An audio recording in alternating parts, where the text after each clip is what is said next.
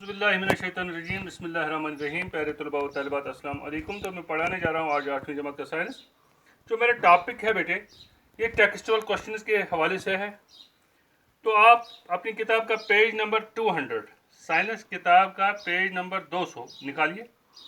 वहाँ पर हमें पहला क्वेश्चन है फिल इन द ब्लैंक्स, यानी खाली जगह हमें भरनी है। तो खाली जगह क्या क्या कौन कौन से लफ्ज़ हमें भरने हैं?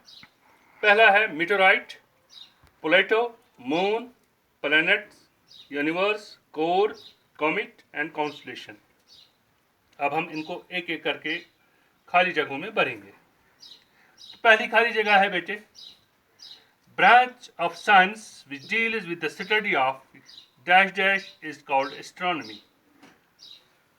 वो ब्रांच ऑफ साइंस, वो शाख, वो साइंस की वो शाख, साइंस का वो हिस्सा जो यूनिवर्स के बारे में हमें जानकारी फराहम करता है, तो उसको बेटे हम यूनिवर्स कहते हैं। यूनिवर्स, पहले लफ्ज़ आप लिखेंगे यूनिवर्स, एस्ट्रोनॉमी इसको कहते हैं।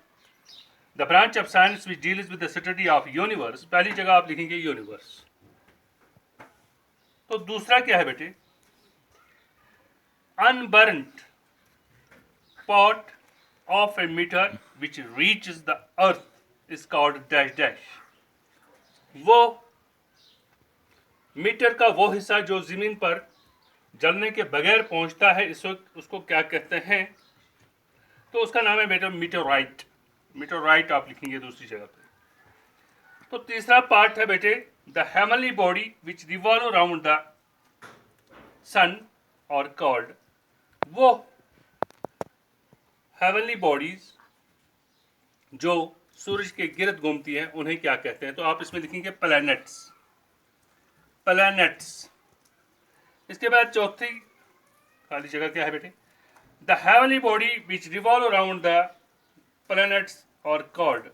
वो हेवनली बॉडी जो प्लैनेट्स के इर्द गिर्द घूमती है, उससे क्या कहते हैं? तो उसको हम कहते हैं बेटे मून। मून आप लिखेंगे पांचवी जगह, चौथी जगह पे। पांचवी जगह क्या है बेटे, the orbit of dash dash planet is not same as that of the other planets. तो इसमें आप लिखेंगे कि जो ऑर्बिट ऑफ प्लेटो है वो डिफरेंट है दूसरे प्लैनेट्स के ऑर्बिट से, महवर से।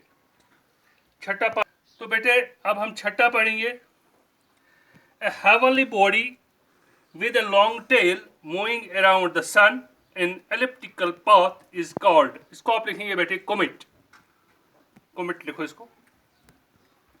सातवां पार्ट है बेटे, इन द कोर ऑफ सन। कौन सी गैस जो सूरज का अंदरून है, उसमें कौन सी गैस होती है? Hydrogen gas. Passes with the liberation of heat, इसको आप कोर लिखेंगे। In the core of, core, in the core of sun hydrogen gas fuses with the liberation of heat, वहां पर हीट पैदा होती है।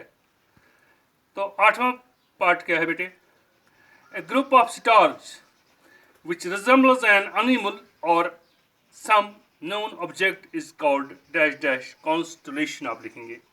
जैसे हमारे क्या कहें, ध्रुवा तारा है या कोई और कॉन्स्टलेशन है, वो किसी कैडल के साथ मिलती है, स्पाइडल के साथ मिलती है। तो इन चीज़ों को कॉन्स्टलेशन का नाम दिया गया है। ये थे कुछ ऑब्जेक्टिव जो आप अपनी खाली जगह, कापी पर खाली जगह उन लफ्ज़ों से भरेंगे जो ऊपर दिए गए हैं, जो मैंने आपको बताए। तो दूसरा क्वेश्चन है बेटे, statement is given below are incorrect, right correct. इनको करेक्ट लिखना है। तो सबसे पहले जो हालिस कोमेट है, ये 76 ईयर्स के बाद हमें नजर आता है। Helium gas constitute most of the atmosphere of the sun and stars. Helium, इसको हाइड्रोजन आप लिखेंगे, हाइड्रोजन गैस। हीलियम गैस की जगह हाइड्रोजन गैस लिखेंगे। Pole star is the nearest to the solar system, इसको लिखेंगे आप, पोल स्टार नहीं है, अल्फा सेंचुरी है। तो फिर चौथा पार्ट है बेटे, एस्ट्रोनॉमर्स हैव डिवाइडेड द सिके इनटू 68 कॉन्स्टलेशंस। इसको 68 नहीं है बल्कि 88 है, 88 कॉन्स्टलेशंस। इसके बाद अभी meteors on burning leave behind gold dust and light, ये भी गलत है।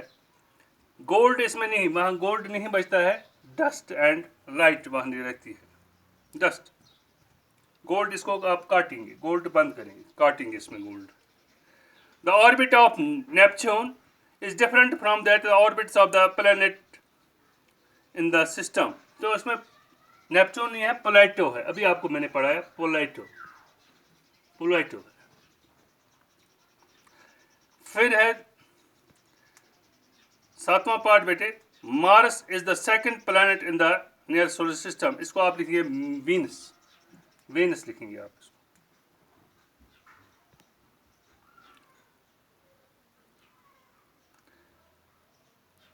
Moon revolve around the earth 21 half and days, इसको लिखेंगे आप 29 हाफ एंड डेज। तो मुझे उम्मीद है कि आप इसको अपनी कॉपी पर उठाएंगे और इसको याद करने की कोशिश करेंगे। आज के लिए बस इतना काफ़ी, बाकी मसला।